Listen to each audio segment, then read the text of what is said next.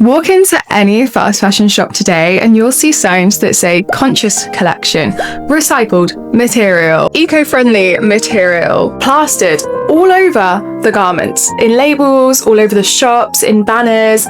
H&M has it, Zara has it, Primark even has it. And they are taking advantage of us because on the surface, it sounds like progress.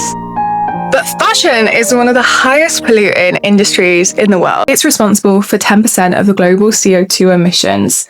So if a brand is trying to act like it's clearing up its act, more often than not, it's trying to greenwash you. A lot of it is about trying to sell you more clothes rather than being more sustainable. This video is going to deep dive into that, and I'm so excited to make this deep dive. I am Lottie. I talk about secondhand, slow, and fashion deep dives on Instagram and TikTok.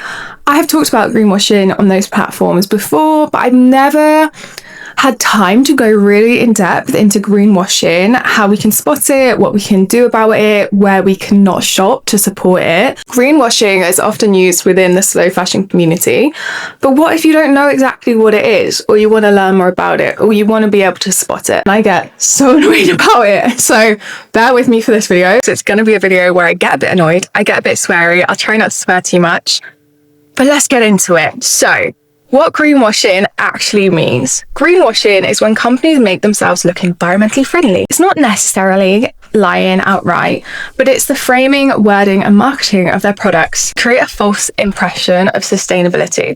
So, for example, they could say, "We are still producing high volumes of clothes and significant environmental impact." Instead of mentioning that, they will focus on the fact that the shirt is made with 20% recycled cotton. Fashion is so perfect for greenwashing because most people don't see the supply chain. You don't think about the dyeing process when you're buying a garment. You don't see the factory emissions. You don't see the textile waste being dumped or burnt. You see the shop, you see the label, and the brand totally controls what you see when you're buying a product. Use fake emotional terms like better choice, more responsible, conscious, sustainably sourced, eco-friendly material. The problem is none of these are standardized across the industry. So sustainability can mean very different things to different brands.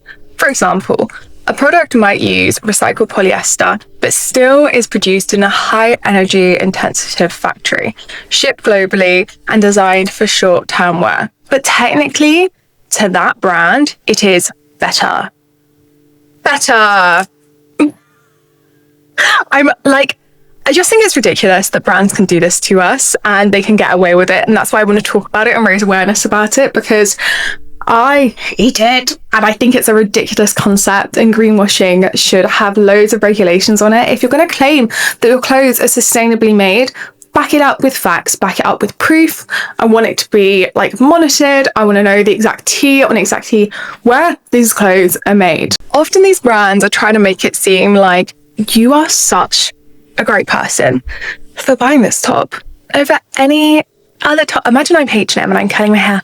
You are such a bad person for buying this top over the other top because you're not harming the environment. Look at you. But in fact, they both have the same shitty impact, and you're better off just not buying from them. Is the brand talking about one product or the whole company? If the sustainability claims are focused on a tiny collection, that's like a little yellow warning sign. Real change happens when it's company-wide, not just a tiny selection that they've released. Does the brand give real numbers? Vague language is a big red flag that says greenwashing. Eco-friendly just means nothing without the data.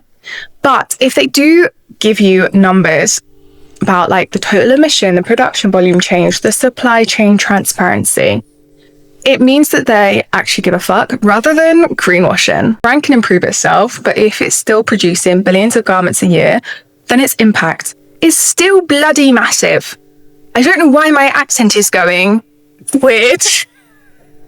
I just think I'm really annoyed, and what I do when I'm annoyed is I swear a lot, and also I've been bulk filming, so we're getting a weird accent from lots of talking today. It's alright, I'm going to take a break after this video. And more eco solutions doesn't cancel out the scale of production. Next sign to watch out for greenwashing is it about buying more stuff?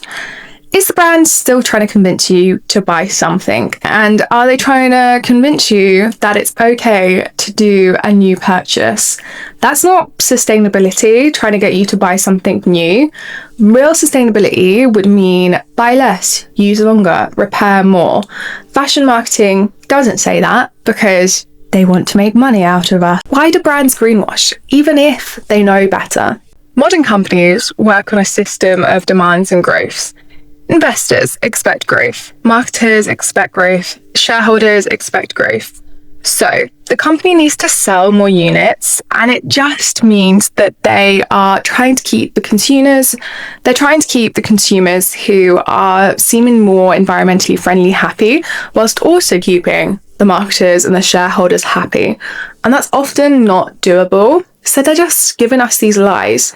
But as consumers, we're going to take them at face value, and that's where the issue really happens. Green marketing as well has kind of resolved that tension of people actually giving a fuck and waking up to the fact that fast fashion is bad for the environment and ethically. So green marketing reassures the consumers and it protects the brand image while still convincing you to buy more clothes. The most important realization is that greenwashing works. Not just because brands are clever, but because consumers want to believe in them. Alternative is way harder.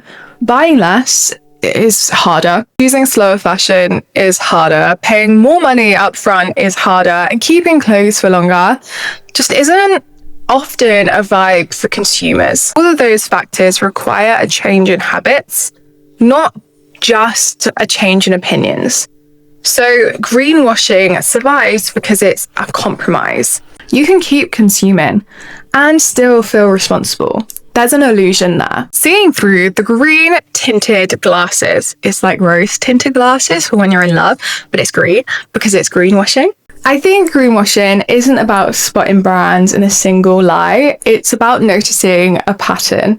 Vague language, tiny sustainable ranges, big claims without numbers, marketing that's trying to make you feel better.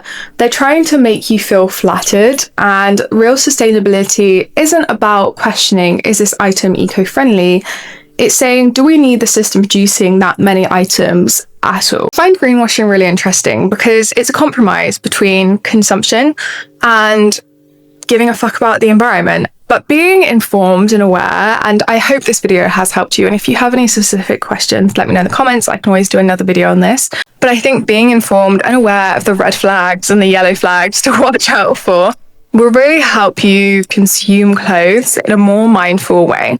I'm really enjoying my YouTube journey, and I'm really excited for what we're going to talk about next week. So I'll see you then to discuss more fashion deep dives and secondhand and slow fashion content.